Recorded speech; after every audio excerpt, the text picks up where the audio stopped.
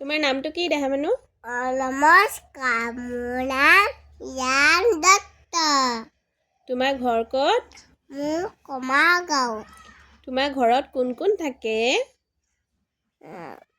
তুমি থাকা, আইতা থাকে, ককা থাকে, মা থাকে। মা থাকে। আৰু তোমাৰ ককাৰ নামটো কি? ককাৰ নাম নৱ দত্ত। আইতাৰ নাম? আইতাৰ নাম নূপাঞ্জলি। আৰু মাৰ নাম? মাৰ নাম কলিতা দত্ত। পূজা পূজা কলিতা। কলিতা। আৰু পাপা নামটো? পাপাৰ নামটো নঞ্জিত দত্ত। তুমি ক'ৰ স্কুলত পঢ়িবা? মই ভাংগাল স্কুলত পঢ়িম। তুমি কোনখন স্কুলত পঢ়িবা?